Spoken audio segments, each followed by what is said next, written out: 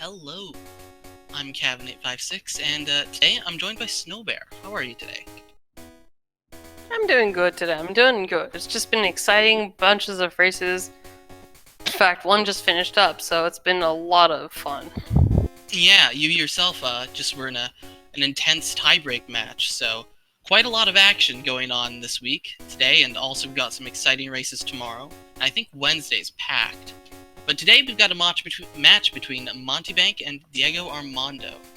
Yeah, so this has been a really intense group. DiegoArmando is 1-1. Mountebank is 0-2. So this will be a very close match. Yeah, for Monty, it's basically do or die. If he loses this, it's going to be very hard for him to make it past. But if he wins this match, he's got a pretty solid chance of taking third in the group stage. Or possibly a tie for second, depending on how the rest of the matches shake up. Meanwhile, Diego, if Diego wins this, Diego could potentially take any place for second or third.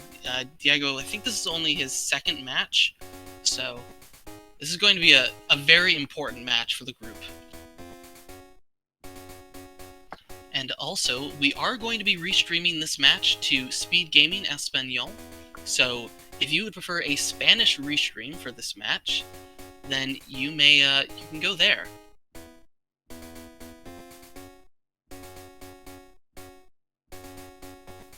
So, we're going to get started short.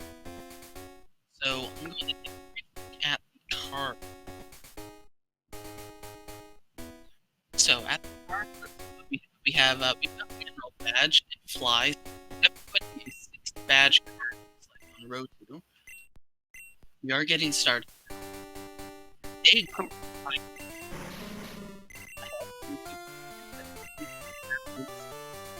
Morning, day.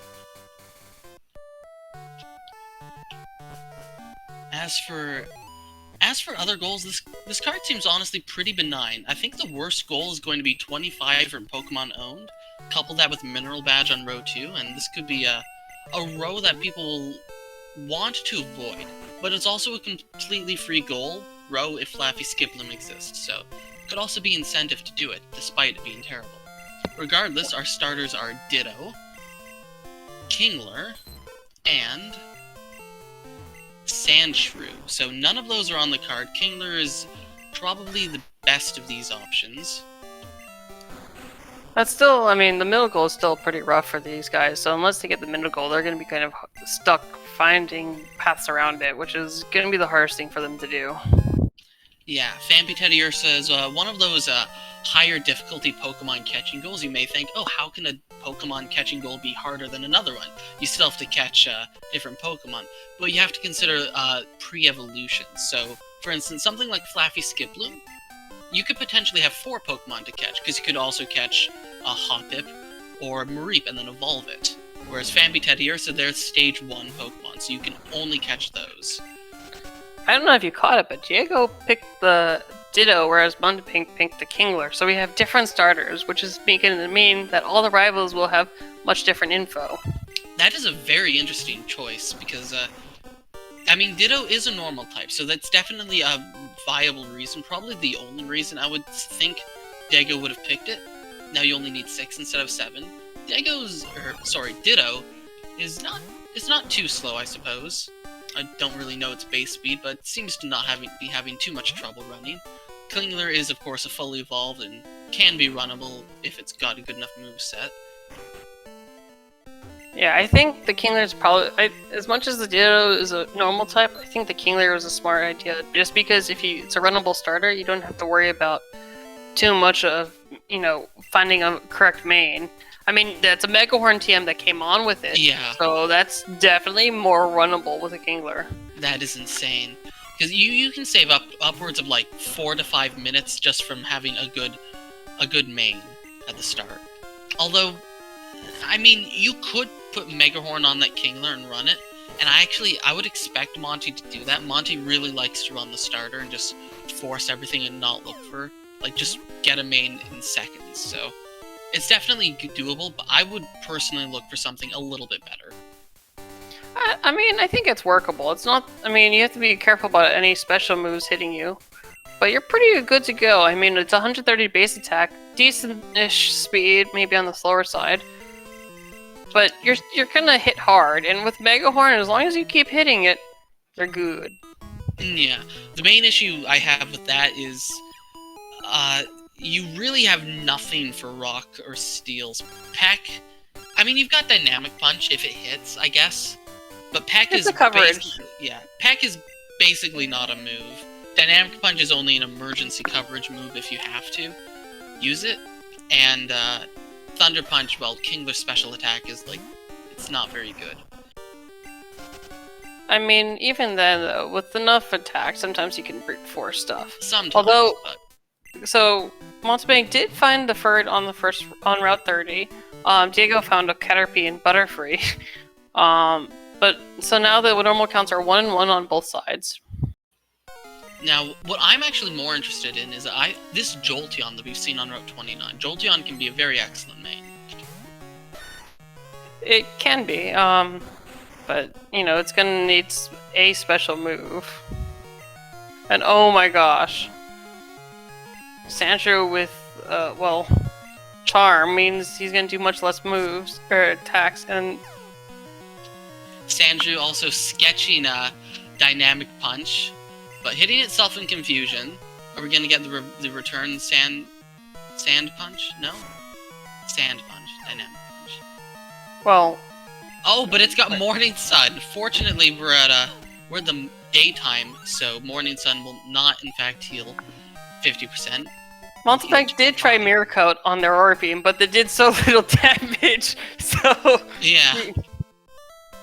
Normally Kingler is known for its very poor special defense, but Sandshrew is not known for its high special attack. Couple that with their low level, the fact that it's a resisted move, it's not that strong of a move.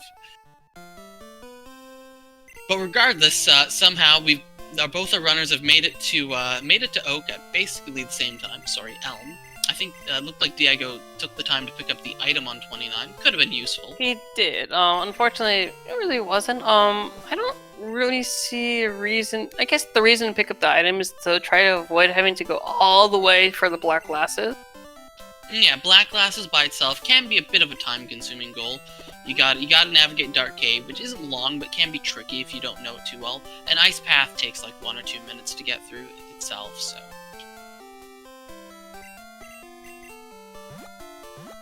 Regardless, Diego looks like he's going to be checking out Route 46. Mixing up all my routes today. He does find that Rattata, which is really good. While Mountebank has repelled, and looks like he's gonna be pretty much satisfied with the Kingler. Yeah, I expected as much. The Kingler definitely can get the job done. I think it looked like he's holding off on teaching the Mega Horn TM, just for the moment, though.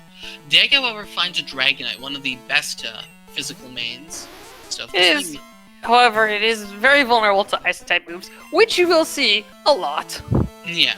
Normally we try to avoid running quad-weak Pokemon, but there are some exceptions like Dragonite, which are so good that, despite the quad weakness, they're still amazing. Oh no, it's amazing. The only problem...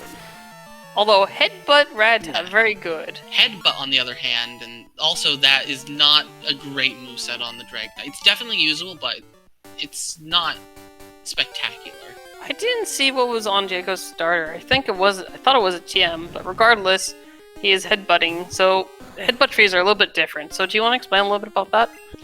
Sure, so it's a bit complicated, but technically there are 12 slots, although you will basically never see that many slots. Most people bail after about 2 to 3, maybe 4. But the point is, you can find a level 10 Pokemon, and level 10 Pokemon are higher than level 5 Pokemon, so generally you want to... If you have Headbutt, it's always good to just see what you get. Some trees have more likely odds of finding Pokemon than others, but really it's a complicated formula. The base case is there's 2 different tables of encounters for each for each route with in certain groups of stuff. Where there are the common trees and rare trees. Basically, which just denotes kind of where it is, which is determined. The locations are determined based on your trainer ID. But of course, since the trainer ID is completely random, it's like a 5-digit random number, we have no real way of knowing which trees have different Pokemon than the other ones, so you just kind of have to headbutt a bunch of trees and hope. Well, I mean, there is actually some maps of what the rare trees and common trees are, but it's kind of cumbersome to pull up mid-race to try to find it. Yeah, so most people will usually just try to use just a tree. It looks like Diego is just going to go with the Dragonite. The Dragonite's definitely usable. It's like, what? Dig, Extreme Speed, Vital Throw. You're never going to use Comet Punch unless you have to. But, I mean, those are all kind of weak moves. Dig and Vital Throw are only base power 60. If they're super effective, they're definitely going to hurt, but I've seen better Dragonites. Yeah. But, you know, it's not that bad to commit to that one. I mean, surely it's gonna learn some better moves, hopefully. Yeah, you can hope. And I mean, it can also run special, so like it also gets some level up moves, level 8, level 15. You can teach it Surf when you get there. Dragonite's definitely solid. Unless you're burned, that is. This burn could be huge trouble for Diego. And looks like Monty's actually interested in Route 36. I don't blame him. I definitely don't think find a main that's not Kingler. Yeah, I definitely don't think the Kingler will be up to the task in the long run. Tentacruel could be. I mean, it has to have a good set of special moves. Yeah, I suppose. It's not what I Monty's would normally settle for. I'd rather the Kingler. Monty knows he's got the Mega Horn TM, so Monty's definitely going to be looking for a very strong physical Pokemon.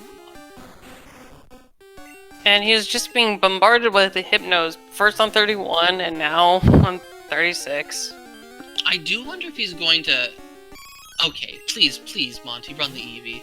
Turn it into a Flareon. Oh, he's actually checking the Eevee. It has Headbutt. Well, it's a normal type, so... True, you're right. I was hoping Monty would be going for the...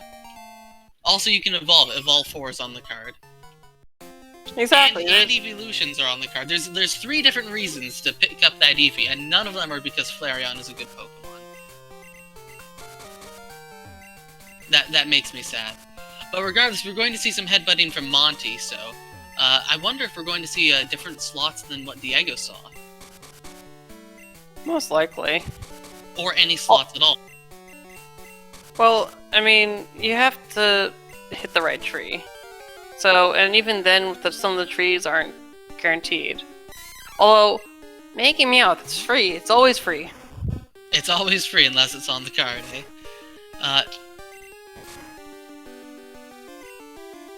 Making Meowth not on the card this time, but Monty's going to keep looking. Usually you can find up to 3 Pokemon from a tree. And it's Kingler! The superior Kingler!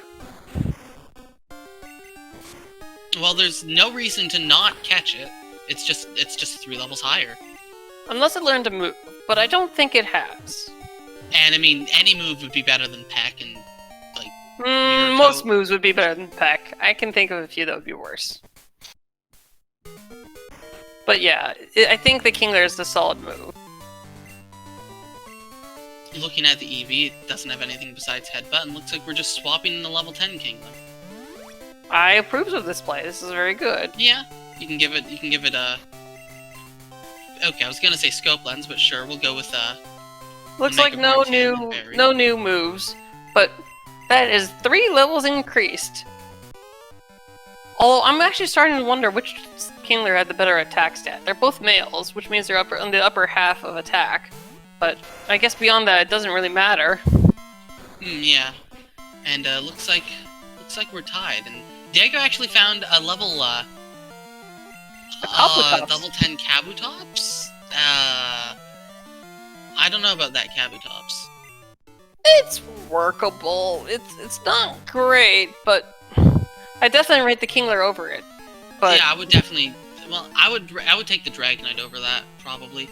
Like, it is level 10, but Dragonite gets a move at level 8. I don't know when Kabutops gets moves. And the big thing about this Kabutops is, 1, you've got normal Psychic coverage. Its special attack is usable, but not great. And normal moves, like, that's just so hard-walled on Psychic. on like strong physical walls, on steel types. And also your main damaging move is Frustration, which will get weaker the further Well, you I mean, he go. has extreme speed, so it's still okay. It's just gonna have to be used for good occasions and or center a lot. Yeah, so it's going to... This Kabutops is definitely going to struggle. Meanwhile, Monty, with his level advantage and definitely better coverage at this point. I mean, their levels are equal, although, Yeah. unfortunately, that's the other problem about running Kabutops. You're a liability to any grass move. Yeah, it's one of those quad-weak Pokemon like Dragonite, but unlike Dragonite, it doesn't have the stats to make up for Oh my god, oh no. And Diego, unfortunately, didn't do quite enough damage when his Dragonite was... because the Dragonite was burned, and... well, luckily, he saved right before the fight, but Yeah. that could have been worse. And, Diego goes for the hard reset. A few seconds slower than the soft reset, but, wonder if that soft reset tech is on any of our tip sheets. I don't think it is. At any rate, Monty's made it through Falconer, getting the Psychic TM. And, that... Maybe he'll switch to a fishing Pokemon, although I doubt it at this point. I mean, you have a Megahorn Kingler, you're gonna get Headbutt in maybe 10 minutes less. Yeah. Once you get Headbutt, that Kingler is definitely usable. It's got Dynamic Punch for the, emergencies, and Thunder Punch is not a terrible move. And, of course, despite its special not being great, it's still gonna get Stab Surf, and Stab Surf is always good. Yeah, the only thing is he's gonna have to hope that the Sudowoodo is not ground type. There's plenty of time to worry about trying to find a different way to status it, though.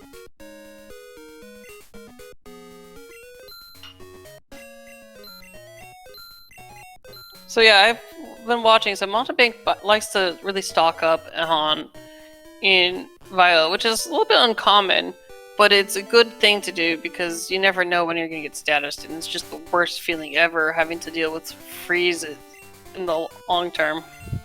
Yeah, and Monty also really likes to buy X items, so we saw that too. Diego, however, barely getting through Falconer.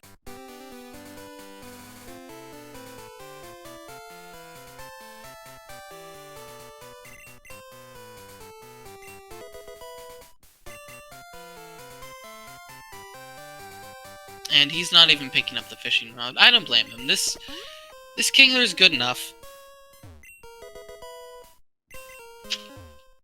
I mean, hopefully he'll pick up a good gem in Union, and then we'll be good to go.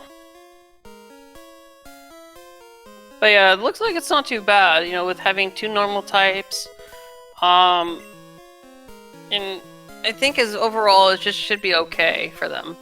The Pokemon goals are going to be a little bit difficult, but other than that, they have a good amount of goals that are guaranteed that are lining up together. Yeah.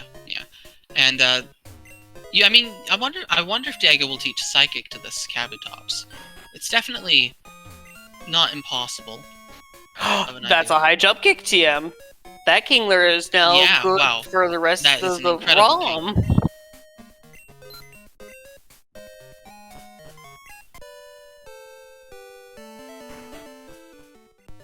You don't want to be in the way of the jumping crab. Yeah, and I mean, we can also see High Jump Kick be very useful for the Kabutops. That'll give it the much-needed moveset. Speaking of statusing Pseudo... Did he just get a Gen 2 miss on the Thunder Wave? Oh my gosh! I think he did. Thunder Wave is 100% accuracy in this gen, isn't it? It is. Although there's like a 20% chance that... It's something... Or there's some small percent chance that status moves don't status. It's 1 in 256. A Gen 2 miss is 1 in 256. Wow. So yeah, many people who run Gen 1 know of what a Gen 1 miss. So a Gen 1 miss is where any move can just miss 1 in 256. In Gen 2, it works a little bit differently. It's exclusive to statuses and status conditions. So, It's something like any move that has a secondary chance to cause a status condition has a 1 in 256 chance to miss. So something like Dynamic Punch or Zap Cannon can just have that chance to not cause their 100% status condition. And it looks like that's what we saw with Thunder Wave. But regardless, he got the goal anyway, and Monty is heading on through the well. Diego catching yet another normal type. That's what, 3 or 4 for him.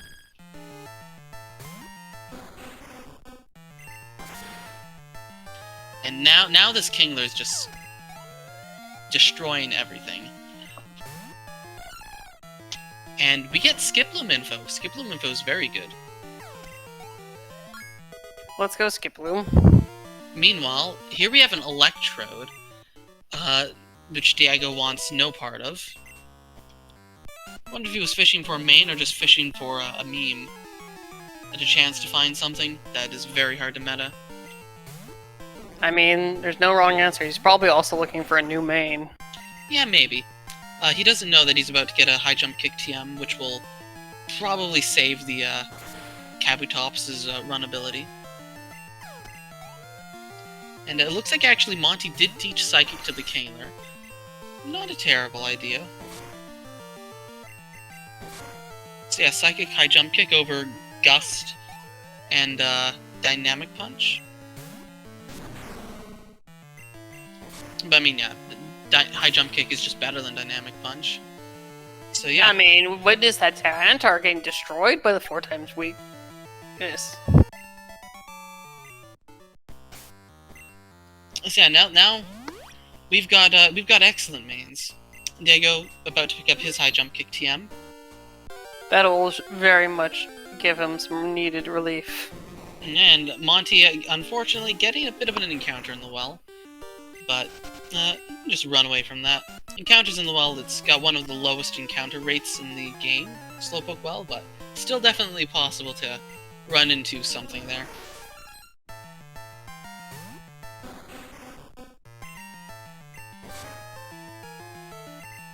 So I'm trying to remember the Kabutops' moveset. I think it was Extreme Speed, Frustration, and Psybeam. So Psychic over Psybeam, high jump kick over whatever its 4th move was. It's definitely usable. Still a bit iffy, but it'll carry you to Surf. And when you get to Surf, that becomes 1,000 times better.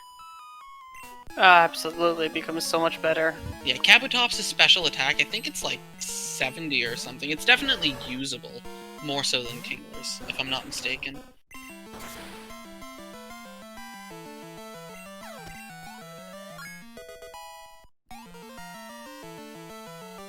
Monty, regardless, they have... Sorry, you were saying? Well, anyway, Monty is, we can really only say this, Monty's just absolutely destroying everything with high jump kick and Mega Horn, 2 extremely strong moves on a physical Mon. I just also brought up Kabutops' stats, 115 attack, higher than I thought, and special attack's only 65, a little bit lower than I thought. Regardless, we have, I mean, they're gonna have good moves as long as they one-shot, I mean, as long as they don't get hit special-wise, either of them get hit by special grass or electric moves, they should be okay. Yeah. They are very much both glass cannons. Kabutops with more speed than Kingler. Yeah, Kingler's special attack being 50, so 15 points lower than Diego's. Also a little bit slower, but much higher attack.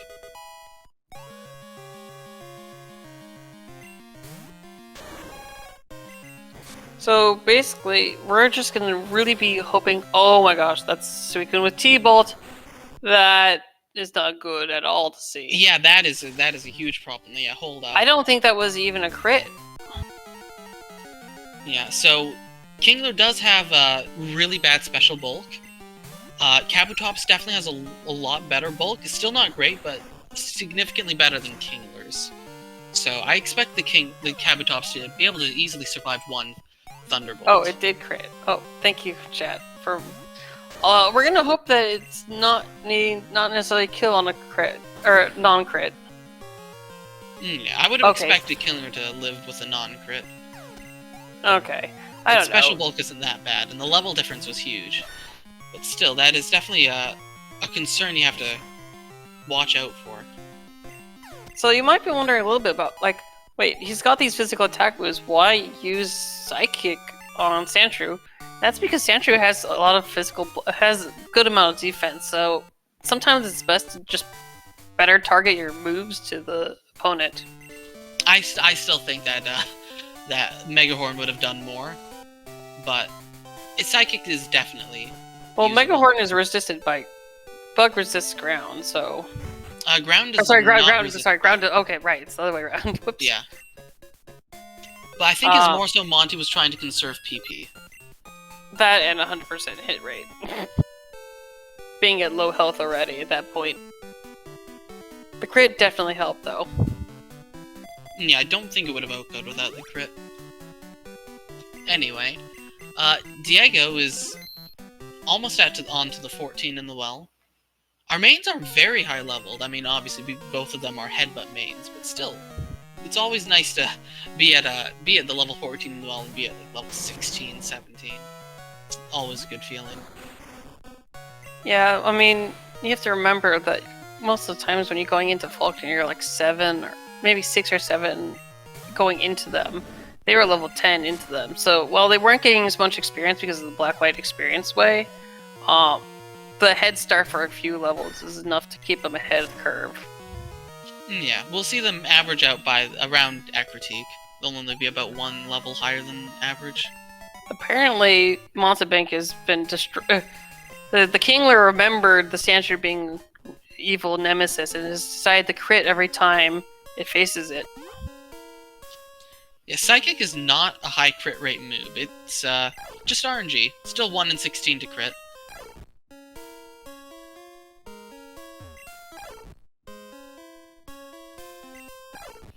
So, on to the Farfetch'd puzzle. We don't actually have a lot to talk about since on this card. Neither of our runners have really run into a lot of things on the card, just things for other things. Normal types, evolutions, but not really a lot of info so far yet. It's still pretty early on, though, so... Still early. I'm not worried, but, you know, they're gonna be beelining to fly. They're gonna probably climb the tower for that Ho Lugia.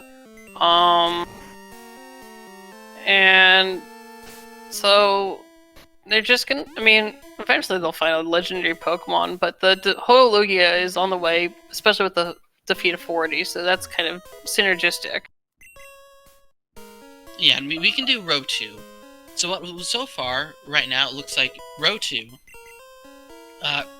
Assuming we get Fampi Teddiursa, we have to make a few assumptions. But assuming Fampi Teddiursa exists, we'll do column 3 and BLTR. That would be 3 lines.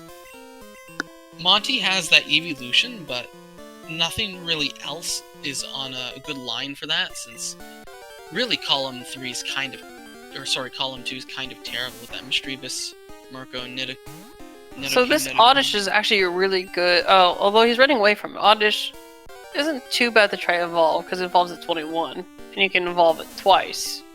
Yeah, 21 is a bit high, but it's essentially a 2-for-1 deal, since you can immediately toss it a Leaf Stone or a Sunstone, and evolve it. That Kabutops is very scared of that T-Bolt Suicune. Also, yeah, we've been sleeping on the job, Snowbear. Oh. Because Monty, that Suicune is a legendary Pokemon. Oh, and yes. Monty's defeated that a while ago. Right. That is a big mistake on us. Well, good call. I mean, it's been a couple minutes, so yeah. It's easy to forget those kind of things as a runner, but Yeah. I totally forgot. They had already defeated one. And there you go. And DiegoArmando has also defeated it, so he's marked it, so... Unfortunately, that, it makes Diego think that Monty is significantly farther behind than Monty actually is. Not necessarily. I mean, if he looks, he knows that's one of us marking it, so... I mean, He knows it's at least several minutes It's behind. still hard to. How often do runners running notice who marked the goal, and have that up? It's not very often. I Meanwhile, don't know. Diego only now teaching high jump kick to the Kabutops. I didn't even notice that he had taken so long to teach it. Unfortunately, Mountebank bought the paralyzed move TM, which could have been Body Slam. Unfortunately, it is just Spark. Could have also been Thunderbolt, which would have just been an upgrade over Thunder Punch.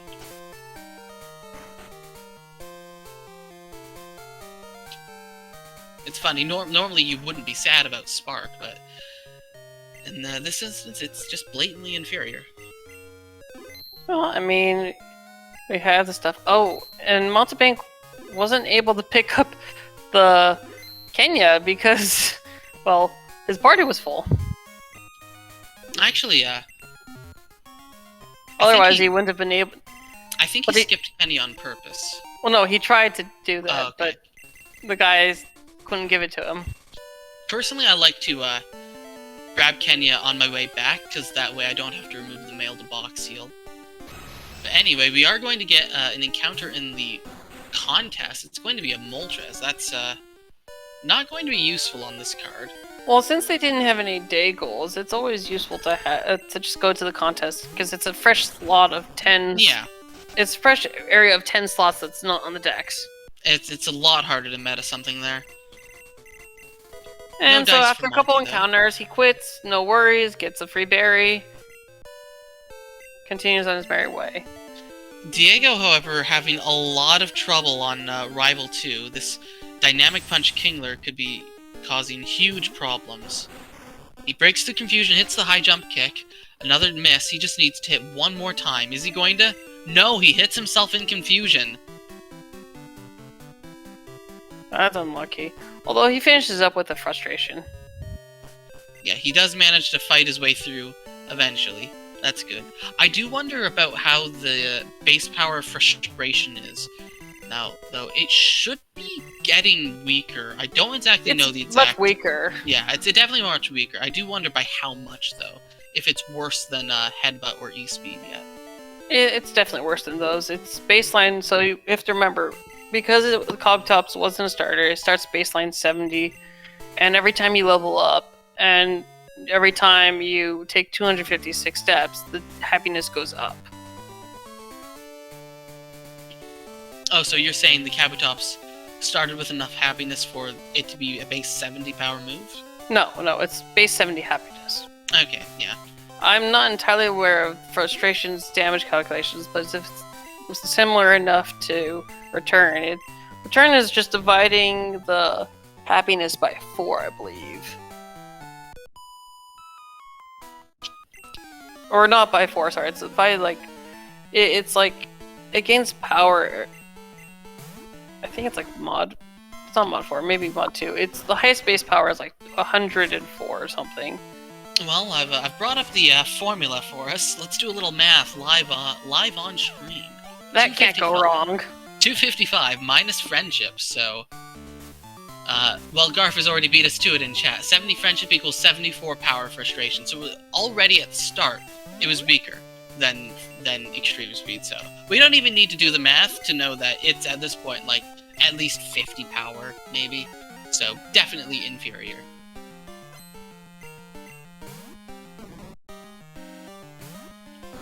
I didn't actually notice we picked up Headbutt at this point, though. Since usually you wouldn't want to pick up Headbutt, so I already got normal moves, but Frustration is just worse than Headbutt, and E-Speed has got low PP, so I would definitely pick up Headbutt in this position.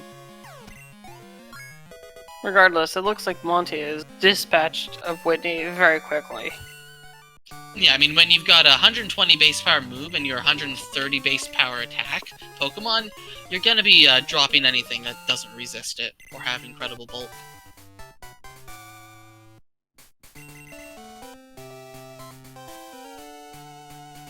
Now I'm really curious about what that Kenya is now. Yeah, well, we're about to see. It is a Snake. Very good. Not helpful, but very good nonetheless.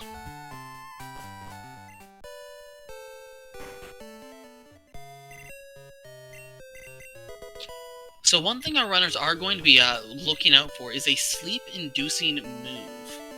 So it's definitely one of the more elusive moves from time to time. Sometimes you get it from TM, sometimes you just find it on something. Sometimes something uses it on you, and you have to go catch it later on. But so far, I don't think we've seen any information on that. Meanwhile, Monty is about to get to the steps to Sudowoodo. Hopefully he saves in case something goes wrong.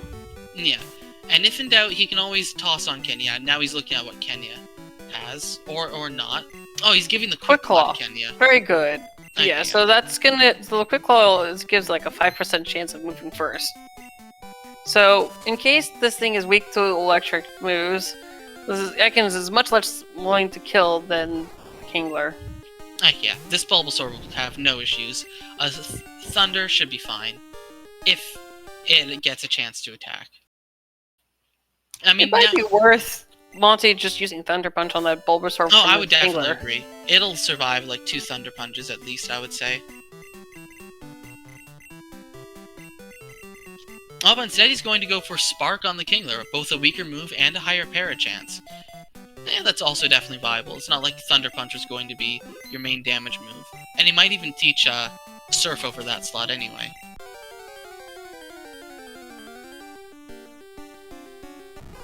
Since typically, usually you wouldn't want to throw it, oh, it's Kenny's level 10, the Sudow's level 20, Kenny's going to get destroyed, but oftentimes, the Sudowoodo has 1 or 2 or even more non-damaging moves, so you've got a like 25, 50, or higher chance that you won't even take any damage, and you get a free chance to try and status it.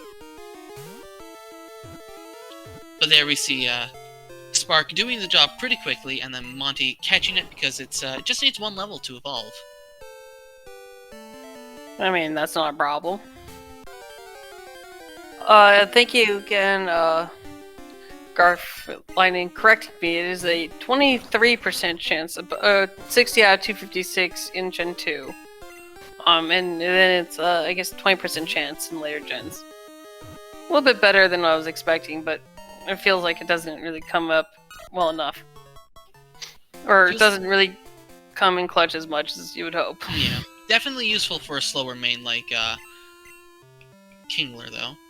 And speaking of normal types, they seem to just be dropping into our laps. Monty finds a Togepi, brings him up to, I think 4?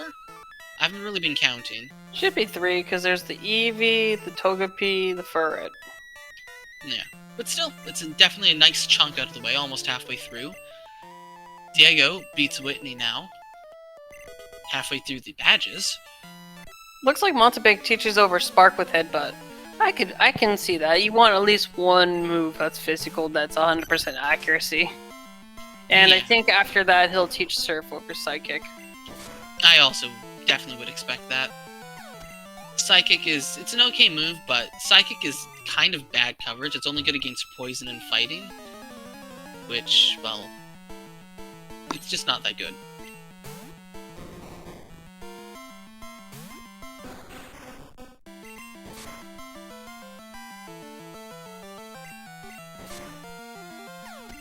That mime, giving the Kingler a show of applause. Kingler happy to oblige. Moving on to the 3rd Kimono Girl. Now, Gengar I guess they just graduated from preschool. Kingler's actually a significant bit of trouble, actually, because it resists Mega Horn. It's immune to fighting a normal. Fortunately, he has Psychic. And luckily, he had the Paralyze Cure Berry to paralyze that unlucky paralysis from the Tri-Attack. But yeah, otherwise, could be a huge problem, that Gengar. Because yeah, this... Monty is actually kind of Ghost Walled, because yeah, Ghost... Does Ghost resist Bug? I think Ghost does resist Bug. It's Poison... I think Poison resists Bug. Yeah, Poison resists Bug, and I think Ghost resists both Poison and Bug, so... Gengar quad resists Bug. And there's another one! You hate to see that. Oh, this time he goes first. Oh, but he gets a freeze! Not to worry, he bought an Ice Heal. Very fortunate Ice Heal. Tri-Attack getting all the status. I think he'll remember this. I don't know what it is. Yesterday, my race with Monty, we had two Executors on Kimono Girls. Today, we've got 2 Gengars. They just love having things in duplicate. I mean, they are sisters. True, but they aren't twins. Ah, yes, the mighty Kingler once learned Thunder. I mean, there's that upgrade over Thunder Punch we were looking for.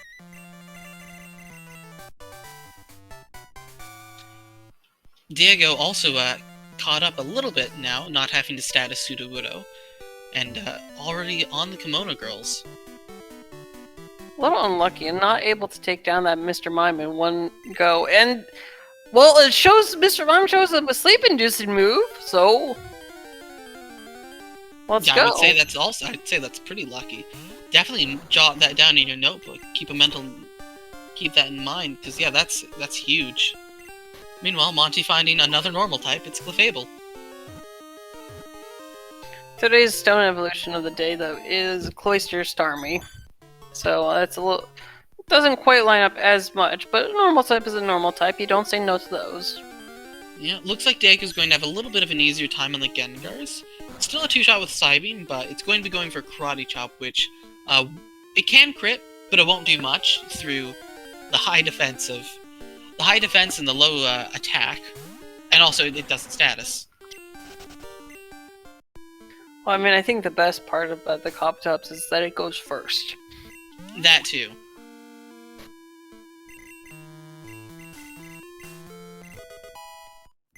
Kingler getting that Stab Surf. Finally, the special move that it can actually make great use of. Diego not far behind. But coming up next is our favorite game of Who's That Pokemon? We have a bit of a Rival 3 fight in the way first, though. In a little bit. Seaking with more paralysis. Well, he's got a paralyzed heal, so he's okay. And Until Zap Cannon. More paralysis. That's actually a big problem, though, because that is a clean 2-shot, and now you're slower. So Monty... Well, the real question is, do you have Revive? Yeah. Monty just praying that it misses. 50-50, and it does. Which is fortunate for him. He's got a heal, though. Oh, no, but this Sneasel's got Thunderbolt. But it's a Sneasel. Yeah. I was saying that, and then I realized that, yeah, what am I saying? This is a Sneasel. It might be Thunderbolt, but it's still a 2-shot, almost a 3-shot. This is why we don't run Sneasel, folks. Sneasel's an attacker. It's just unfortunate that its typings are both special.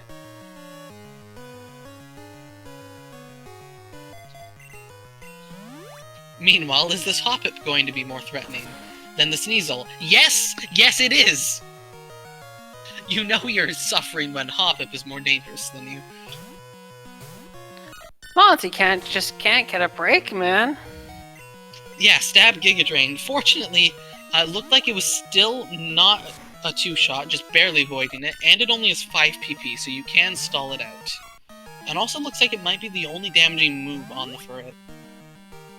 But giving Diego quite a lot of time to catch up. Diego has now caught up and is on Rival 3. And we have a different Rival 3 now, so... This could be something else. But I think it's over. I think Mountebank's got it. Just the Sandshrew left. Just the Sandshrew, but should be a clean Oko with Surf. Just like this Pupitar. Alright, so we'll take a few seconds to pause to let the cries go on.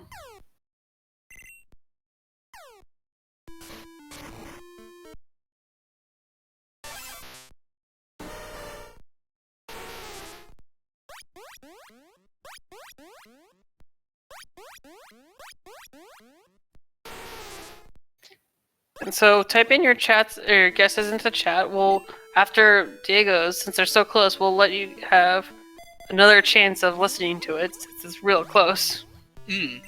But meanwhile, we still have to get through Dynamic Punch Kingler for Diego. I've forgotten about that major issue, and unfortunately, the Kingler has not learned over Dynamic Punch yet, so... Going to have to do some switching and some other fancy footwork to try and get around it. Wait, hold up! Kingler just used Mega Horn! Mega Horn is a level up move for the Kingler.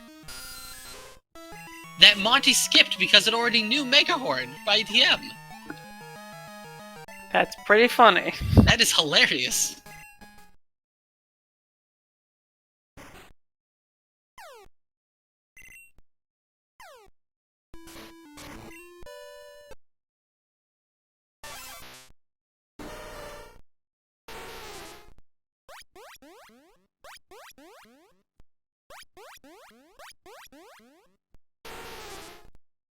So there were your roamers. Going to switch back to Monty though, because while that was happening, Monty was getting bodied by Mischievous. We talked earlier about how this Kingler's kind of ghost walled. Here's a ghost, and it had Spark. So Mischievous is also somewhat has somewhat a decent amount of bulk, where it will live a couple hits. So it's unfortunate for him. Yeah, I think it's more special. It's more physically bulky than Gengar, just barely, I think.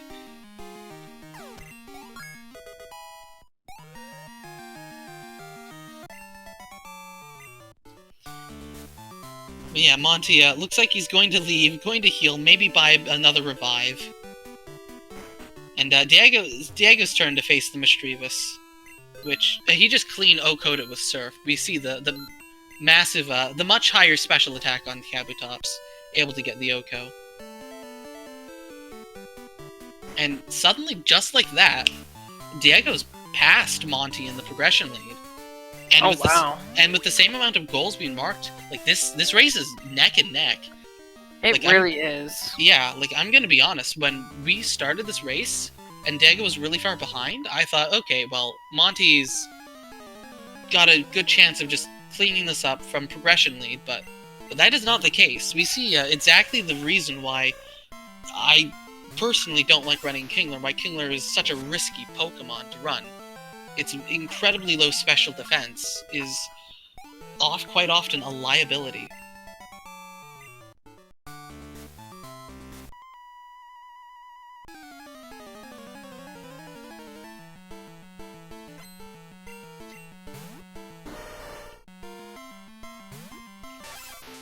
And so, for the guesses in the chat, they were indeed Kabutops, Machamp, and Nidoqueen.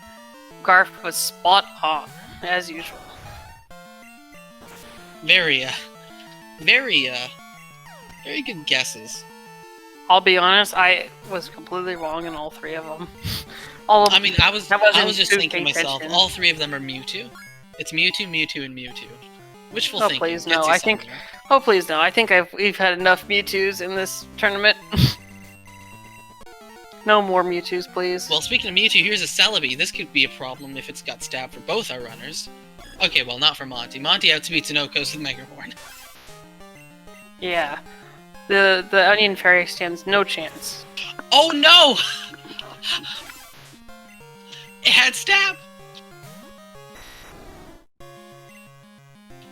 Fortunately for Diego, he is faster, so another headbutt will Oko this Celebi.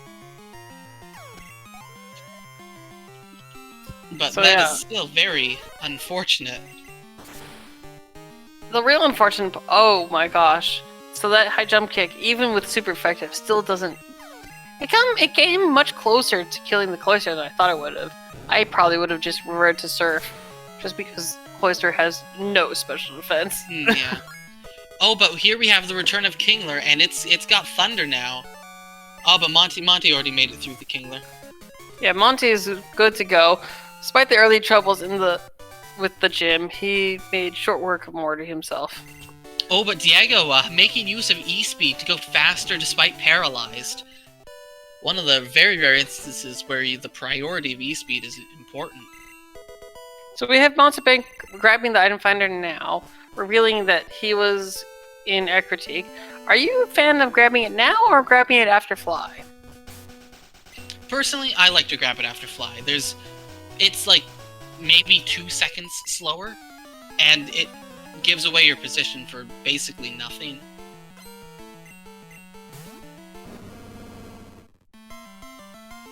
So we're going to be calling a Lass. That's on the card. Yep. I mean, we have the makings of bottom left to top right. assuming we can get that center goal. That center goal is pretty much critical for finishing the end of this. Diego giving... Sorry. No, go ahead. I was about to say something, and then I realized, oh, wait, I'm predicting the future. We commentators get a little bit of an advantage with the card. Oh my gosh! And Mountebank looks into that Dunsparce. Very nice. That is bottom right corner. And this is what I mean about marking item finder. Well, now Diego knows the item that the Dunsparce is right near the item finder, unless Diego thinks that Monty's already got fly. But I mean, he can't, because fly's on the card. He would know. I mean, but the question is it 38 or 39? True. If Monty hides defeat a last, he might be able to pull off the bluff. Although, okay, so I was just wondering. So we know that the Suicune is a Nidoqueen, and maybe our runners are aware of that. Would you either catch it or go somewhere or defeat it? Because you're gonna have to defeat a 40 somewhere. And the Suicune and the Nidoqueen was the Suicune, which is on the card, but also if you were to catch it, then you would have to maybe kill the Ho-Oh-Lugia, but you need that one too, because that's also on the card. Okay, well here's my thoughts. Looking at what we have so far, as our runners do what our runners are doing, I know Monty knows Cry, so Monty probably is quite certain that it's a Nidoqueen, or at least has some suspicion. Monty also, we have Mischievous Info from the gym, and Monty just ran into Dunsparce. So for Monty, row 5 is completely free, probably, assuming info exists. Column 2, if he catches the Nidoqueen, column 2 is free because he knows where he can catch Eevee. So that's 2 free bingos right there. Whereas defeat a 40, not so much. We don't have Fampi Teddiursa info, we don't have Graveler Haunter Machoke info, so I would catch the Nidoqueen. Maybe. Then again, you could also... It's an interesting question. I mean, there's honestly not a wrong answer with this. True. You could also just defeat it and then dex it. Save beforehand, defeat it, dex it, and if it's not if it's in a good spot, then you're fine. Just catch it anyway. Now we do see Diego. Diego picked up the good rod, but interestingly, Monty did not. So Monty realizes that, hey, I have a Dunsparce. I just revealed where I was with Item Finder, but he knows that because he also hasn't called last. It's only now he's picked up the good rod, yeah. So Monty was avoiding giving away where he was. Yeah, because Monty is trying to hide the Dunsparce as much as he could, and using the delay that he used on the last to try and bluff that the Dunsparce is on a further route than it actually is. And it might actually work.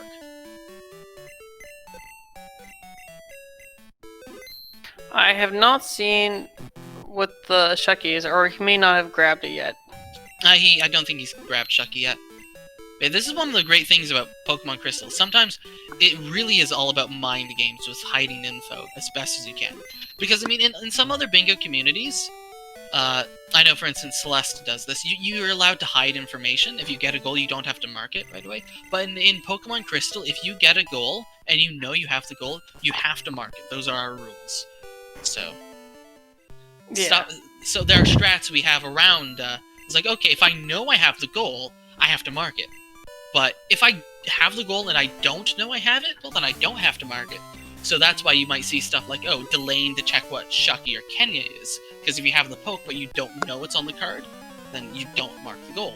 Or same for moveset goals, for instance. You do have to be careful, though, with when you have an observer doing that, they can sort of call you out on that. So, as long as they know that you know. Yeah. For instance, with Defeat a Legendary, that was definitely a mistake on both Monty's and our part. Monty knows the Suicune is a legendary Pokemon. We know Suicune is a legendary Pokemon. Everyone in this tournament should. And we definitely saw him defeat it. It was required to get past Bugsy, so you know you have that goal.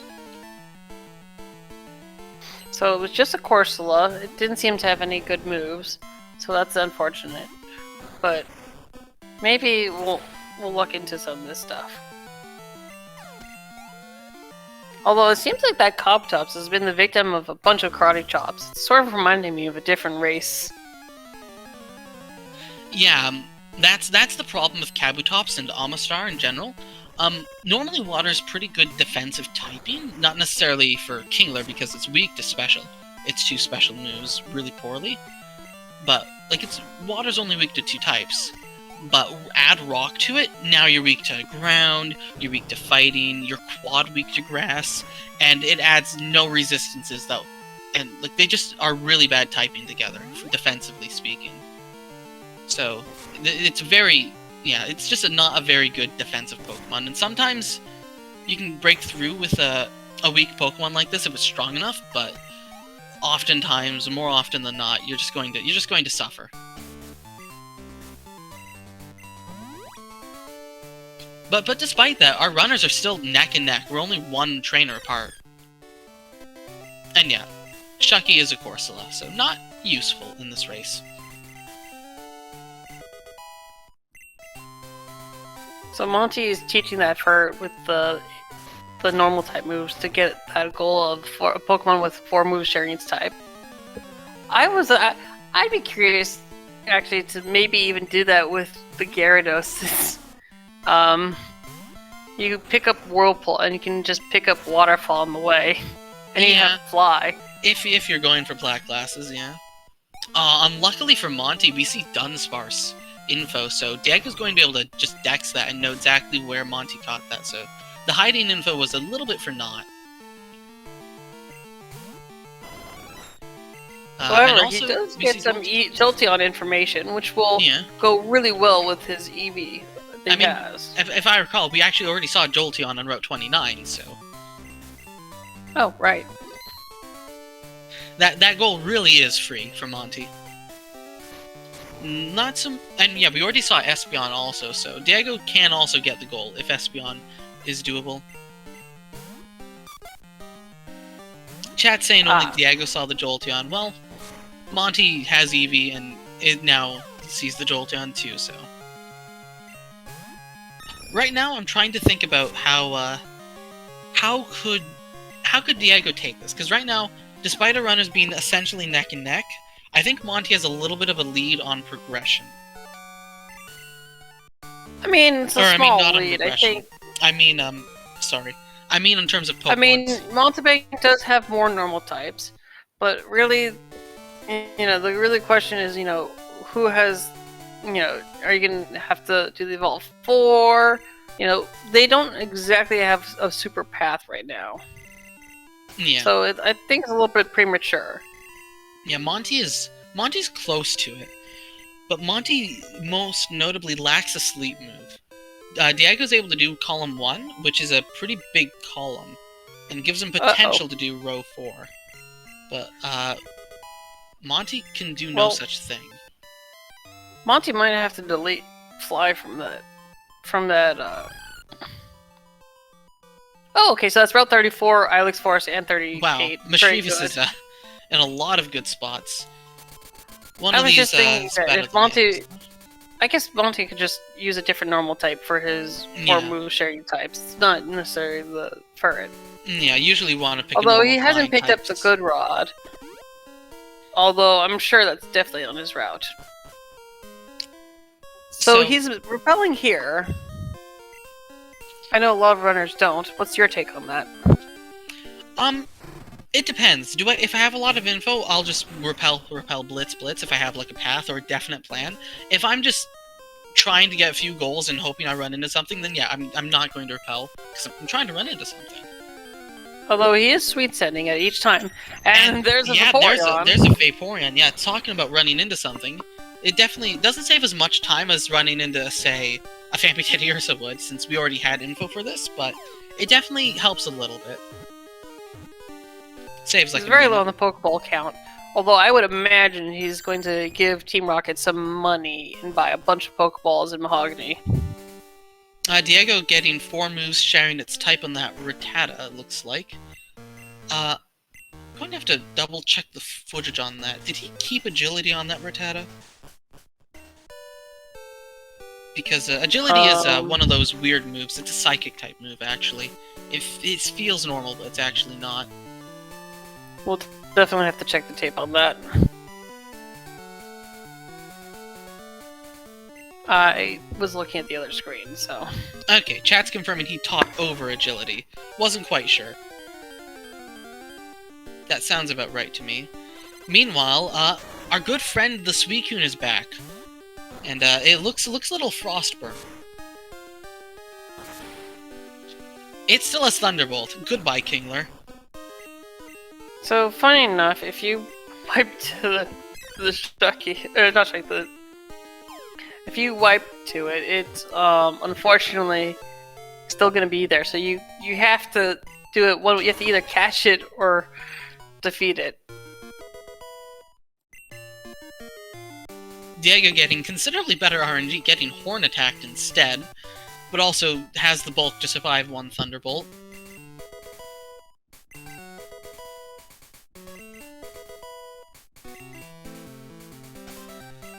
But yeah, question in chat is, if you evolve Eevee, yeah, what matters is what the Pokemon you evolved from is. So, Eevee only you evolved an Eevee into something else. It doesn't matter what you evolve Eevee into, it only counts for one Pokemon for Evolve 4. Same with other split evolutions, such as Poliwhirl, although nobody ever evolves Poliwhirl into Politoed. A bigger example would be... Oh, the reason we use that is because it's level 37 evolution. Yeah. Gloom is a good example, because it's a Sunstone or a Leafstone, but only one of those would count.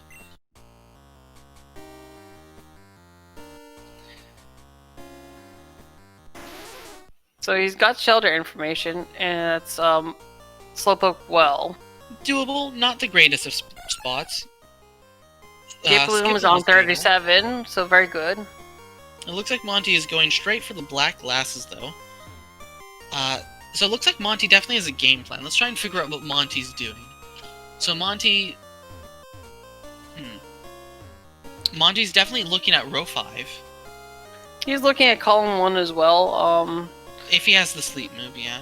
Column 2, probably, assuming he knows about the Nidoqueen. He's gonna have both diagonals if he gets the middle goal, but without assuming that, you can at least go for... So row 2, column 1, row 5. And I suppose the other diagonal as well, of involving 4 different Pokemon. Yeah, but it's hard to say. Because yeah, right now without Fampited, Fortress Octillery, or Graveler Haunter Machoke, it's impossible to finish the card. So yeah, with both diagonals blocked, our runners will need to find one of those 7 Pokemon. It is impossible to complete the bingo without one of those 7. But we can still, our runners can still vie for a better position, such as getting other goals, so normal types, for instance, or sleep move, because the more goals you have for the other lines, it means you only maybe need any of those 7, as opposed to, oh, I could find Graveler Haunter Machoke, but I don't have normal type, so it doesn't actually help me yet. There's not a total outside chance that they're going to skip 25 owned, because that is still a possibility. Yeah, 25 owned is definitely, it's a lot of Pokemon to catch. Now, with the normal types, it will be a little bit easier, but it's still a lot of Pokemon to have to catch. Especially if you don't have Fortress Octillery info, it's only going to be used for row 2. And Mineral Badge is also slow. At this point, you're really just hoping for Fampited to be able to do both diagonals and skip the really lengthy row 2. But interestingly, I didn't even notice Diego hopped in Ice Path. Diego's actually past Monty in Ice Path. Diego's repelling. And we are still neck and neck in this race. Right. I mean, Mountebank has also been sweet setting, hoping for things. Yeah, Monty does have that advantage with the normal types and having the Dunsparce, but it's definitely an advantage that Diego can easily catch up on. And if Diego can make really good use of the sleep-inducing move, Diego could have the advantage. Like, Monty going into this was definitely the favorite, but at this point, it's Pokemon. Anything can happen. We could see an incredible upset, and Diego taking this. Because I believe Diego is a newer runner, but Diego is still, like, showing a pretty solid time. Like, despite all the trouble he's been having, he's still got like a sub-hour fly. Like, I've been really impressed with how Diego's been playing.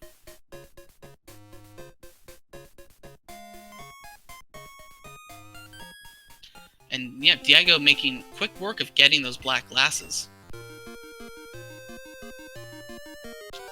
Yeah, the black glasses move is actually one of the hardest ones to do, in my opinion. So being able to do it so quickly is really a sign of mastery. Yeah, now we're going to check the Dunsparce. Maybe Diego will even run into it looking for the and run into Mischievous, or... Oh no, now he sees Mischievous, it's like, oh, they're both even on the same route, even better.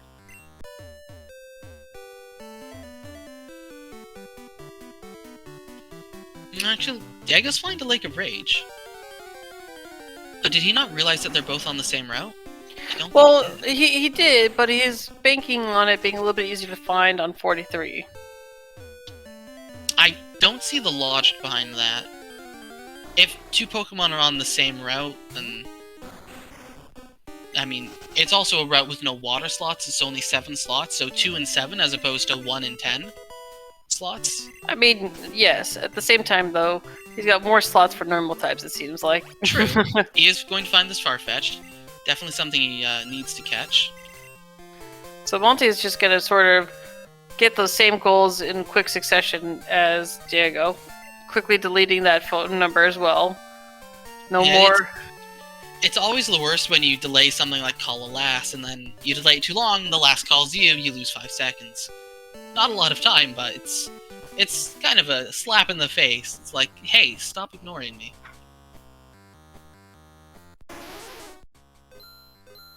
Monty, looking for that shelter. I guess, I missed if he dex Cloyster. He must have, and I guess it wasn't in a... he did not, but he's gonna do that for evolving Pokemon. Ah, true, yes. Actually, so here's the question. So that's a Ghastly. I guess not. But it's... Okay, so Ghastly evolves at 25, so it's a little bit on the borderline of beyond doable. You don't do that. When you have EVs, when you have Shelders, when you already have a Bulbasaur, you don't rely on Ghastly. Well, here's the deal, though. It gives him Haunter and another evolution. Oh, true, you're right. For some reason, I thought that we already had Haunter. I was mixing it up with a different race. But you're right, actually. Evolving that Ghastly into a Haunter gives Monty a way to actually finish the bingo. So that's actually huge.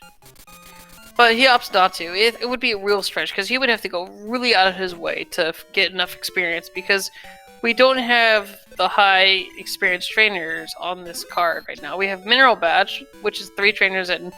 Sorry, it's 4 trainers, and then... Hold up, I'm gonna interrupt you here.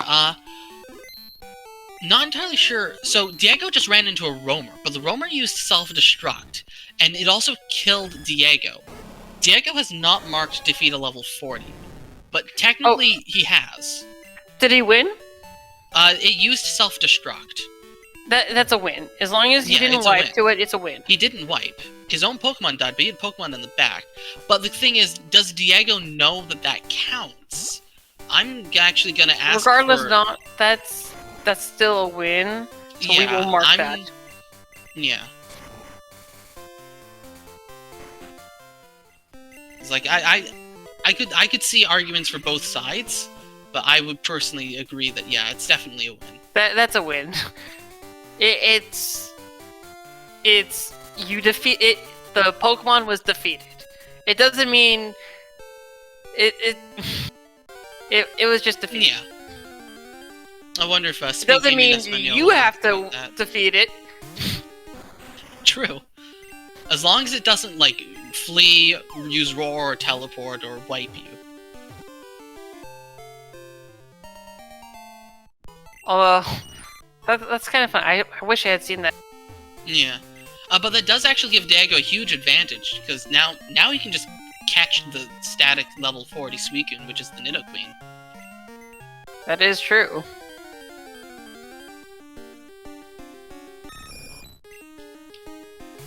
Anyway, Monty finds a Pidgeotto. It's another normal type, also a great contender for 4 moves sharing its type. So... And Diego finds the Dunsparce, so we are neck and neck. And arguably, Diego's ahead now with that roamer. A little bit. So that definitely helps out a little bit, because that's going to help him, as we said, set up for that Nidoqueen catch and the Ho whoa, catch. This Pidgeotto just failed Hypnosis. That is a sleep-inducing move. That is huge.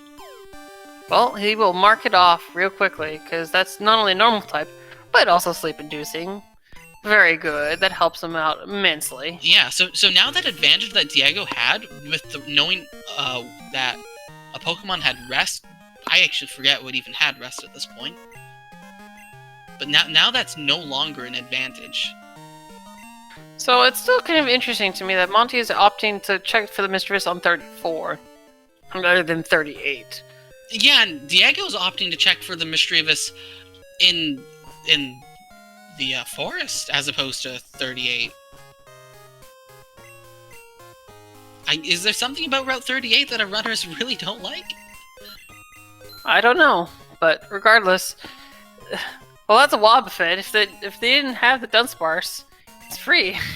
True. We do But yeah, have the I think Dunsparce, 38 however. is one of those underrated routes, because it's like 33, where it's 7 slots, and that's all you need. Although, he gets it real quickly. Wow, yeah, actually that was incredibly lucky, because the thing about the forest is it's got 10 slots. You got water, it's kind of annoying to get to the water. It's a bit of a trek, so it's definitely something. Meanwhile, Monty, grabbing a water stone, grabbing like, I think it was a fire stone, gets the evolutions, gets the Cloyster, but Diego gets the Mischievous. So, it's still neck and neck. That's the beauty of this. That's the beauty of this stuff, because you never know who's gonna win until the very end. This is one of the closest races we've had this tournament. Also, I just realized I predicted the future again. My apologies. Yeah, it's a little bit easy. It was also a Thunderstone as well. Oh no! They didn't even get my boy Flareon! Tragic. I'll have to have a word with Monty after this. I think it was the superior choice, given Vape Nation was already chosen. So he's gonna do Zol 4. He's got the 2 there. He's gonna do the Caterpie he got. So that's very nice as well. Mm-hmm. So Diego looks like he's going to be going for Skiploom next. I will say at this point, Monty has a little bit of a lead, just because Diego hasn't really made any effort, I think, to look for that sleep move. And also, he still has to catch, like, 3 more Pokemon. He's got to get to the evolutions and the Cloyster Starmie. Meanwhile, Monty's going for Mineral Badge now to try and get his first bingo. And also potentially info. This is the big thing. Could be info. Well, regardless, that Skiploom's right there on Diego's screen. And forget about the sleep move. It has Sleep Powder. So now it's more even again. Because now, Diego's got 2 Pokeballs that Monty needs. Monty's got 2 Pokeballs that Diego needs. They both have info on them. On all of them. Diego's got the 40. Monty's doing Mineral Badge. It's still neck and neck! It's too early to call. You never know. Just hold on, guys. This is gonna be a real good race. Yeah. We see Cloyster. I think that was National Park and also Route 35, so that's doable. Just a quick hop and a skip away.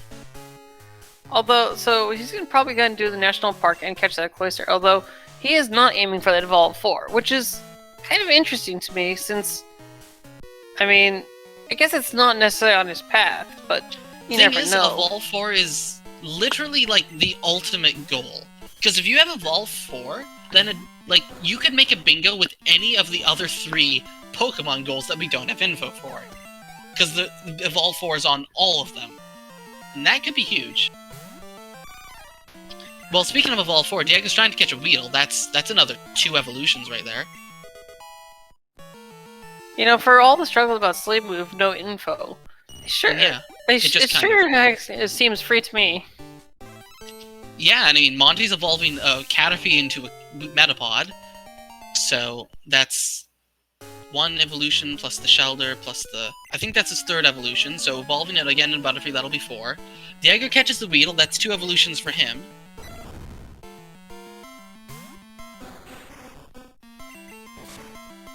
So one thing I definitely want to mention is well, Diego found the cloister. But that aside, is the lack of mineral badge and national park trainers. So on a card when you have this many Pokemon goals, and especially when you have this many Pokemon goals you don't have info for, I think it's easy to undervalue the importance of getting these like Pokemon trainer goals. Because if there's info on national park trainers or mineral badge and your opponent does them, you have no way of knowing if they've got that info or not, or if it was useless. But then they could get info that could be game-changing.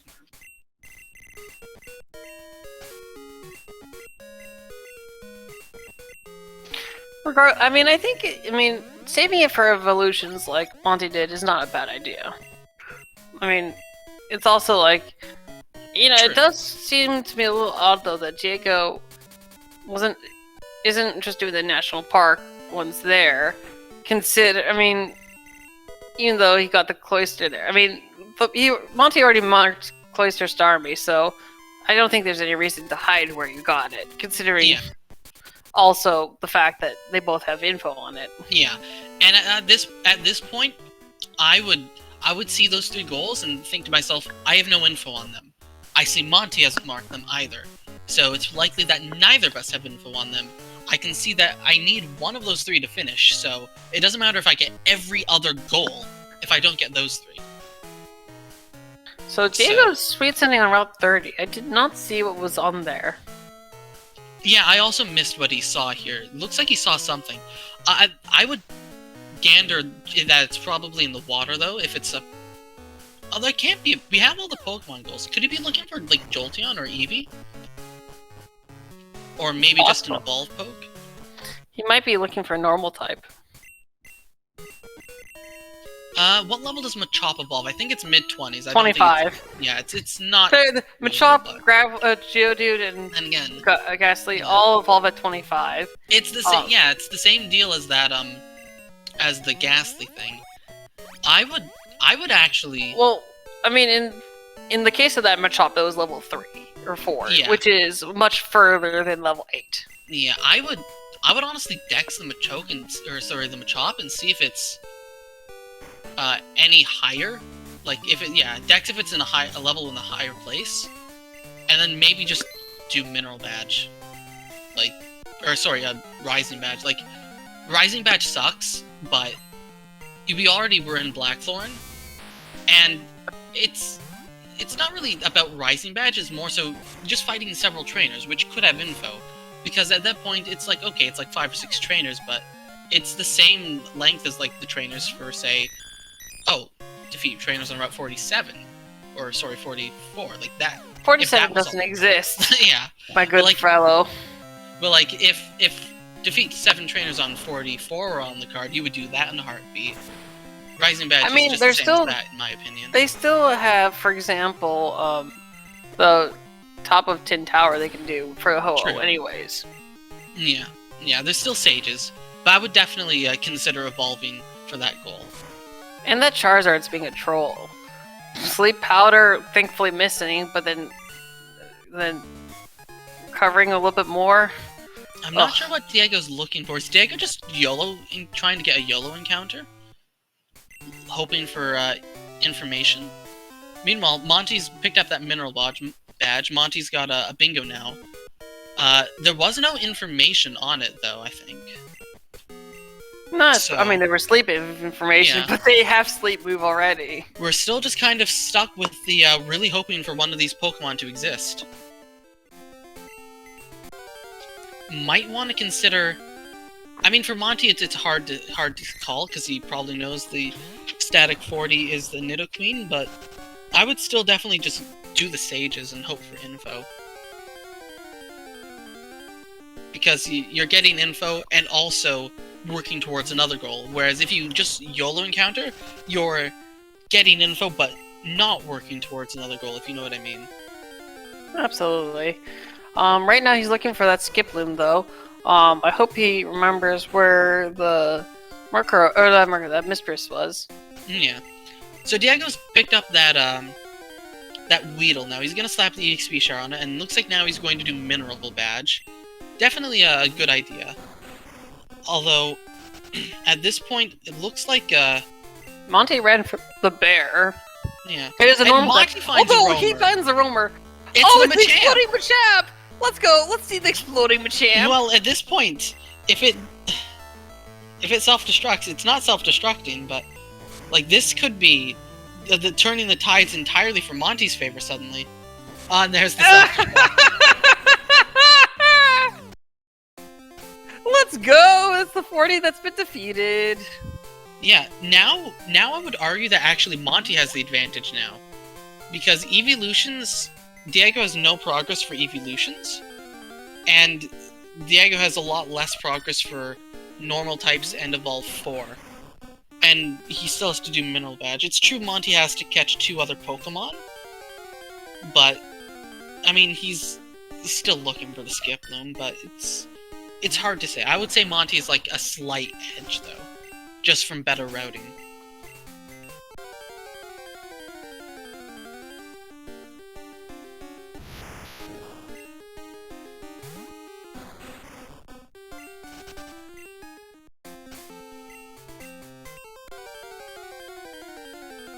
Still, though, we are almost an hour and 20 minutes in, and we do not have a path. This is incredible. I do feel bad for Monty, though, because yesterday he had a really rough race. Today, he's also having a rough race. Well, I mean, this is still a very close time. I mean, our average time is around 1:35, so this is by far no... I mean, not a problem. I mean, he's still got sort of a path, but unfortunately both of them are still kind of struggling for any kind of information. Yeah. I mean, missing Fanpy Teddiursa, Fortress Artillery, that's critical. Like, and then the Graveler Hunter choke is like a raw deal. It's even if you do the sages, even if you do stuff, that's still a lot of extra fighting, which may not pay off. I mean, true. But I mean, if you have nothing else to do, it's worth it. Because, I mean, who knows, while you're fighting those, you might find, say, info on something else that could save you the time. And if you don't, well, you're still getting the goal, eventually. Question in chat, do you catch the Ursaring for Egg Teddiursa? The answer is no. You know, I said that last time I commentated, and both runners ended up going for breeding strats. Typically, breeding strats, it can take like 10 to 15 minutes. It's a last resort. Yeah, it can take like 10 to 15 minutes to hatch an egg. It is one of the absolute slowest things you can do in this. And keep in mind, even if you use a Diddle to breed, like Diego has, that takes even longer than catching the same Pokemon twice. Well, Monty's finally found the Skiploom, so that's going to be an advantage him. Diego climbing up for round 2 of the Lighthouse. But yeah, that Skiploom definitely let Diego catch up, but Diego's still definitely behind. Still needing to evolve 2 more Pokemon and catch 2 evolutions. I'm actually thinking about what Diego's path is. Mineral Badge, assuming he gets 25 owned? Oh no, with Evolve 4 being in such a good position, same with evolutions, I really think that he has to get those. Meanwhile, looks like Monty evolutions are free. Yeah, finding a third evolution, wasn't even looking for it. Yeah, everything was on that route.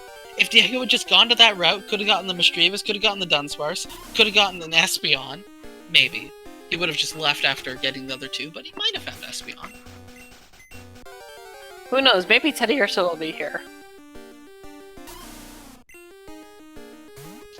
Meanwhile, Diego about to face Jasmine. And we have Raichu. We already saw her team, but it's still Raichu. Now, interestingly, I want to talk about Mountebank is keeping his Kingler asleep, and the reason for that is because when you are asleep, you actually don't have a Pokemon cry. It's also the same thing as Frozen as well. Yeah.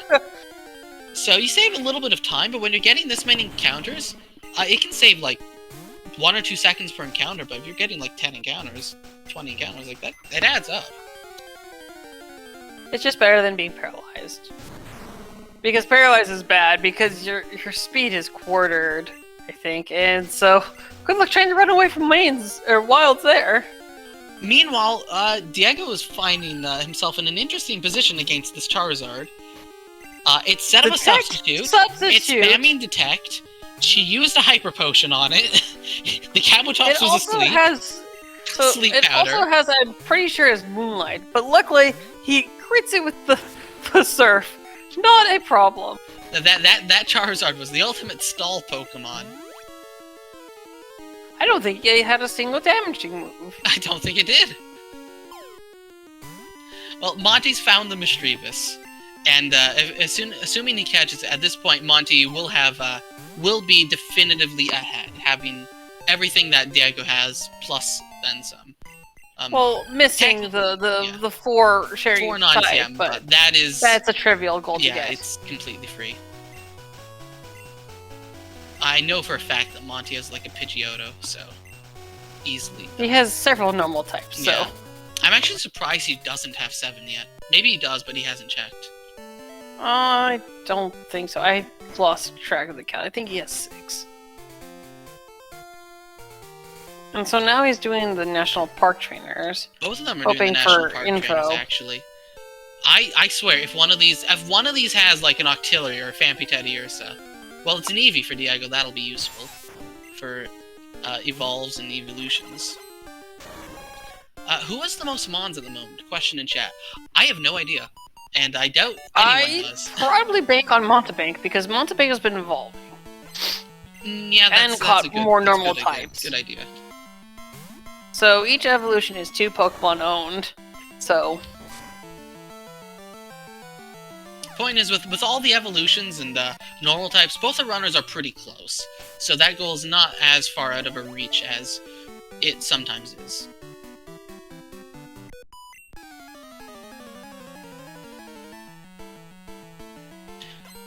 Nothing on these trainers so far. Trainers I do believe it was correct, though, that Monte had 23. Yeah. So literally just catching the Nidoqueen, catching the Ho on top, and he's set for 25 owned. Yeah, he doesn't need 7 normal types at the moment. It's not on his path. Although, I still would consider going back. Oh, I guess it's too late at this point, but I would have considered it with that Ghastly. Even though it's a long shot, I would have at least tried that. At this point, you probably just like start sweet scenting everywhere and just hoping. Because at this point, from Monty, almost anything finishes him. Fampi Ursa does finish him. Monty's at... Okay, if once he gets 4 moves sharing its type, Fampi Ursa will give him 3 bingos, finishing him. If he gets the Nidoqueen, he doesn't even need that, but I mean, he would go for 4 moves sharing its type. Fortress Octillery, with the Ho-Oh-Lugia and 25 own, would finish him. Would it? He would need the Nidoqueen, but it would. Graveler Haunter Machoke, same deal, he would need the Nidoqueen. Well, Diego could still try the bug catching contest. Monty already tried that, and didn't quite get that. Didn't get anything from that. But yeah, Monty's basically in a position where he just needs any one of those 3 pokes, and he wins. And he finishes. Diego is not quite in... not quite in the same position, because he's missing those evolves and evolutions. So if I were Diego, I might just look at where like some of these evolutions are and actually try going for the weirdest spot, like the hardest spot. Because it's unlikely that it's where Monty would have checked, and if it's the weirdest spot, you might find information. Or you here he's going to pick up those poke. We have not seen what that is yet. It's an Eevee. Not actually. It's a Vulpix. It's a Vulpix. But that's a free stone evolution. That's really helpful for Diego. Hey, that's another 2 owned. Yeah. We see Diego checking normal types. He's got 6. Monty about to do something. We check Eevee. Diego actually going to dex the Eevee, seeing it's on 36. He might go there. And yeah, there's another normal type for Monty. I have strong inclination to suspect this is Monty's 7th. It probably is.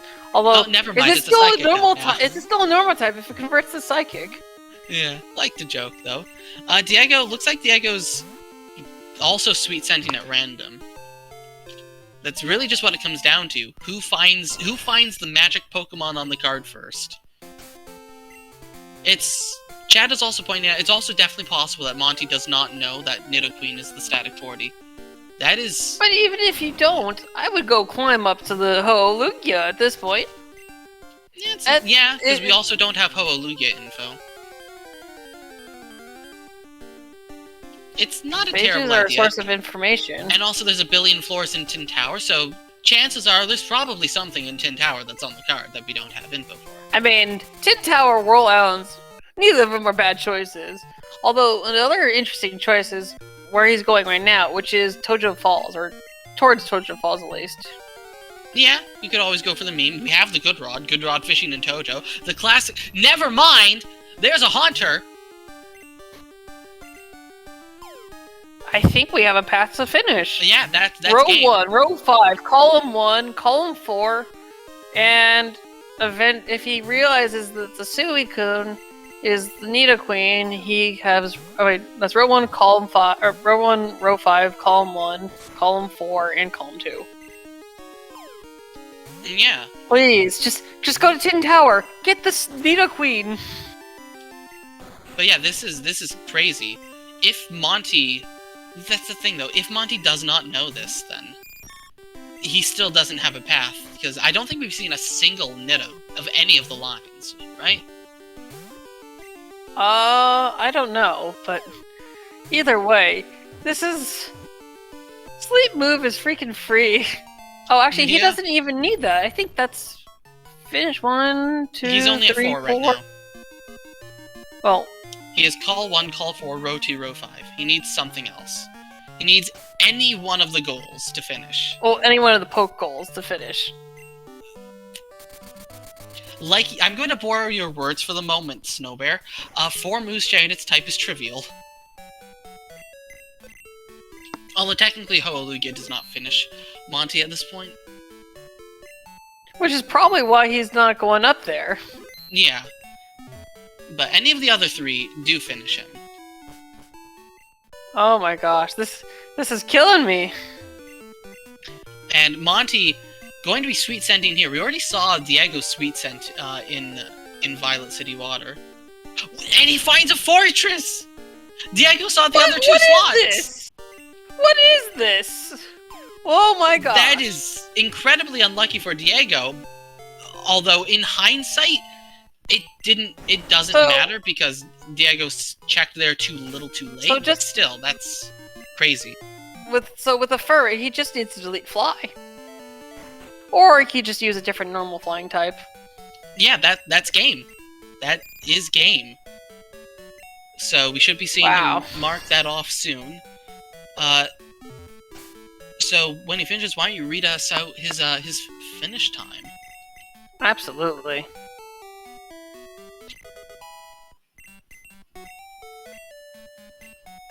Gotta get rid of Spikes. Spikes is a ground type move.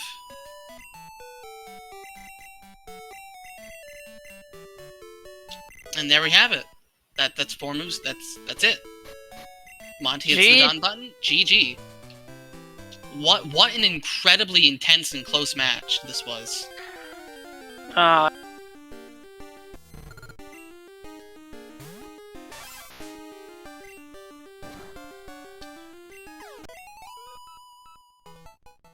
So, looks like we're going to get Monty in for an interview now. Alrighty. GG, Monty. This was one of the closest and most intense matches I've seen in this tournament so far. I'm sorry, this was just a coin flip. It really was. It could have been gone either way very easily. You did have an awful run. We are joined by DiegoArmando. GG's, well. GG's. I imagine that SpeedGaming Espanol may want to interview Diego too at some point, so we won't take you too long, but do you have any comments you'd like to share with us? Yes, I will. I will go to speak in Espanol after I finish the interview here. I just want to say so very bad gacha in this game. Yeah, this was absolutely crazy.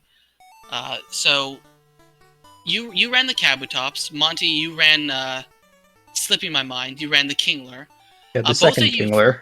Yeah, both of you ran headbutt Pokemon from different headbutt sources. So I'll just focus on you, Diego, since you have to leave for.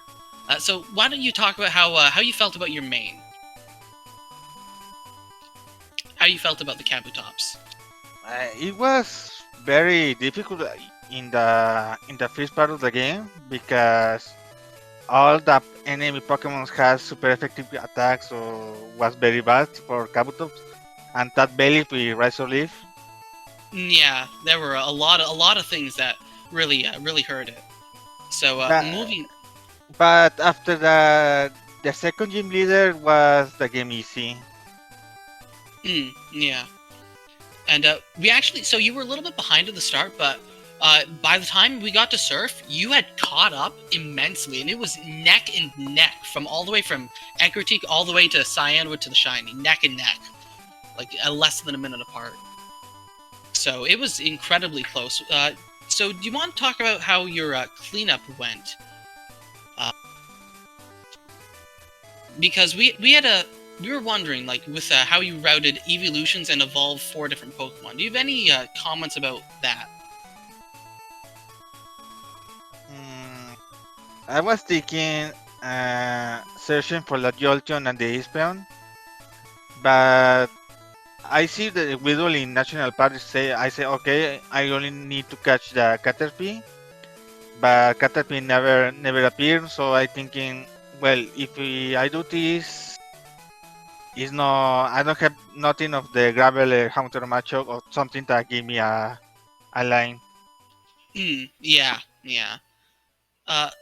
The only other question I can think of the top of my head is when you were looking for both the Dunsparce and the Misdreavus, they were both on Route 38, but you both got them from different routes. Is there any reason why you chose to not go to Route 38?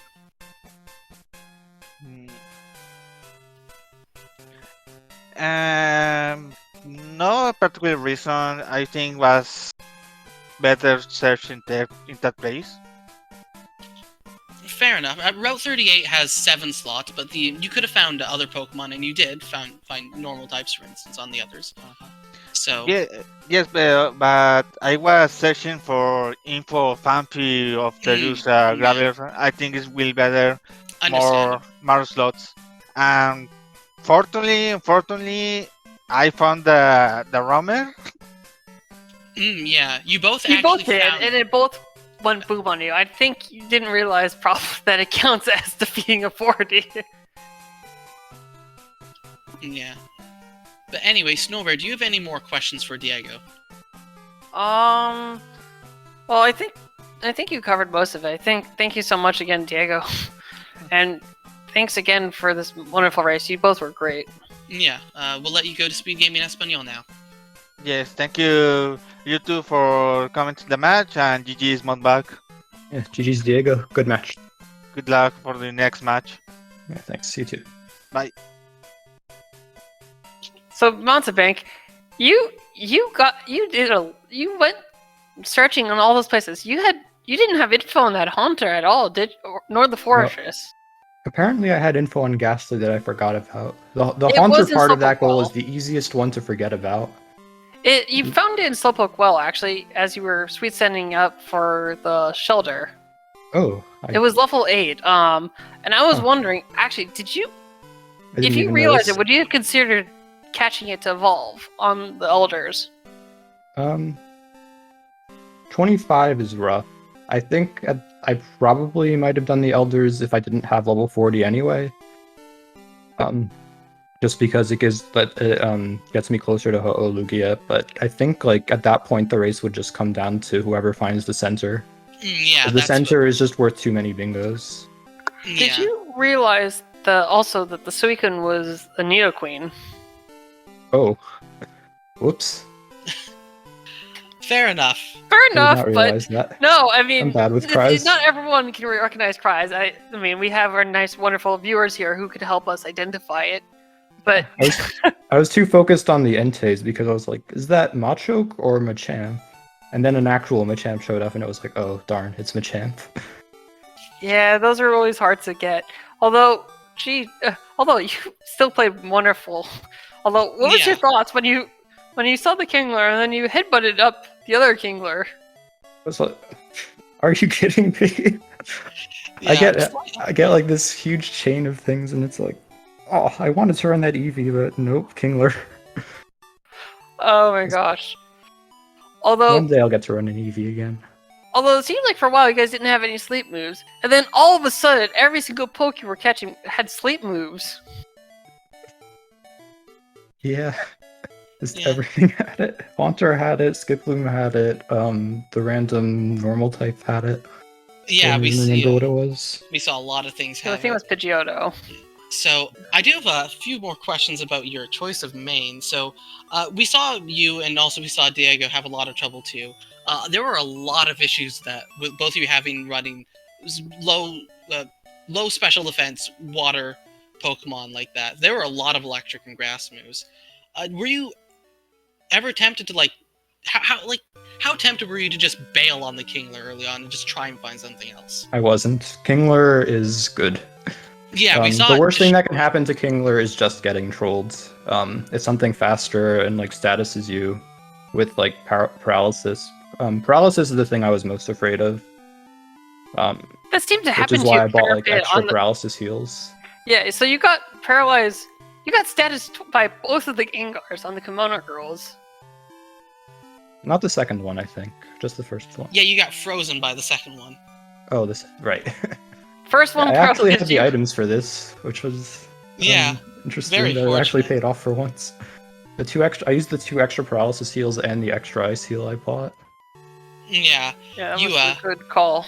yeah. So early on, you did you did get your main a little bit faster and carried through, but you had you have less special defense than Kabutops, so you actually got hit a little bit harder and got bodied a lot around Goldenrod Ecruteak. So it was, as I mentioned earlier, it was absolutely neck and neck.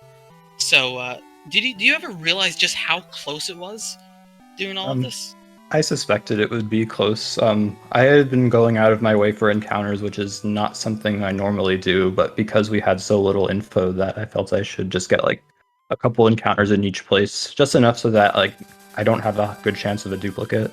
Yeah, Just get me some extra info. Yeah, I saw you repelling, but then sweet sending in every room of like Ice Path and Mount Mortar. Although luckily, the goals just kind of fell into all those normal types kind of fell into your lap. That tends to happen when there's a lot of catching. yeah, Normal types are generally pretty easy, I think, especially with 25 owned on the card. yeah. So one thing I have a question about is so you immediately picked up Item Finder, and then you immediately ran into Dunsparce, right? So were you trying to like hide that info somehow? I mean, sort of, not really. Like, Yeah, I was trying to hide it somewhat by not getting the good rod right away, because that would actually just give yeah. it away. Yeah, not calling the last. That's what we had figured. Calling the last I could do whenever. Just whenever it's, like, convenient. Yeah, we figured that like if you called the last immediately, then Diego would know, okay, that's a lot of time. But if you didn't, it would be like you could kind of use the time you spent fighting the last to bluff that you were actually just running down the route. But anyway, it worked. It didn't really work out anyway because we got Dunsparce info anyway. And Diego actually found Wobbuffet looking for Mischievous in the forest. Yeah, but good rod is okay to skip because Mineral Veg is on the card and it's worth 2 bingos, so Yeah. it doesn't So- really cost you anything anyway. Yeah, so other than that, it really just came down to cleanup. You routed it a little bit better with the evolutions and Evolve 4. Diego was still working on those when you finished. But it really just came down to finding the Pokemon, so it was a rough match. Any other comments you have to say before we wrap this up on our side? It could have easily gone either way. If if he had the center, it would have easily been his win. Yeah. But it was a good match. I'm glad Yeah. it turned out this way. Yeah, we Yeah, finally so- got you a It was victory. close. Yeah, this puts you at 1 and 2. So, if you win your final match, which is against Ethan, I think he's got some numbers after that, but Ethan 26. yeah, Ethan 26. Then, if you win that, you'll be 2 and 2, which should be you've got pretty okay chances of moving on to the bracket stage. You are definitely the heavy favorite to win that match, so you must be feeling a little bit relieved. Yeah, we'll see. Yeah. I don't know. So If I lost this one, it probably would have also been fine. Just like less stress. I mean, absolutely. I Would've mean, been either fine way, either way. it was a very close matches. You've had some really close matches that, yeah. you know, so it's always been a pleasure to have you on. Meanwhile, for Diego, Diego is now, I think, 1 and 1. He is 1 and 1 right now, so Yeah. So tomorrow, I actually have a match versus Diego Armando at 5 p.m. Eastern time. So I don't know what Speed Gaming's hosting that yet, but if you want to see more Diego and more Speed Gaming Espanol, feel free to check that out. And that's going to be another big match for our group. so it'll be at 5 p.m. Eastern time tomorrow, and it's the only match scheduled for tomorrow. But then Tuesday's got 4 different matches scheduled, so please keep your eye out for Prism Z versus Corito at 3 in the morning on August 17th. Then we have Asasas versus Mr. Tomo 999 at 2 p.m. Then we have Gamer versus Heretaman at 6:30 p.m. And then finally wrapping up, we have Fire versus Zetho at 8 p.m. on Tuesday. So it's going to be a very busy day the next couple days, along with more matches on the following day. So please keep your eye out in the Speed Gaming channels for all of these matches. Yeah, and I guess that wraps us up. So I've been Kevin, you've been Snowbear, and feel free to follow our runners, Mountebank and DiegoArmando, for putting on such an incredible show. And also thanks to our hosts, Speed Gaming and Speed Gaming Espanol, for hosting us. And we'll catch you later. All right, take care.